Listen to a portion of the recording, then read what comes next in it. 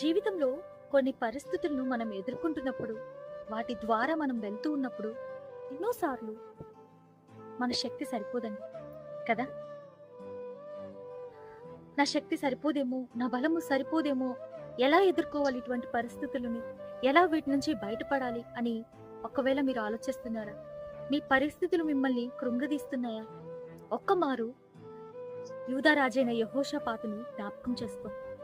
2వ దినవృత్తాంతంలో 20వ అధ్యాయము మీరు చదివినట్లయితే అందులో సిరియన్ల దండు ఒక గొప్ప సైన్యము యూదా రాజైన యెహోషాపాతు మీదకి, ఆ రాజ్యం మీదకి వస్తుంది. 12వ వచనంలో చూడండి, ఆ రాజు ఏ విధంగా ప్రార్థన చేశాడంటే, అయ్యా దేవా, ఈ గొప్ప సైన్యాన్ని ఎదుర్కొనేందుకు నా శక్తి సరిపోదు, నా బలము సరిపోదు, ఎటూ తోచని స్థితిలో ఉన్నాను, నీవే నా దిక్కు అని. చాలాసార్లు మనం కూడా ఇటువంటి పరిస్థితుల్లోనే ఉంటాం.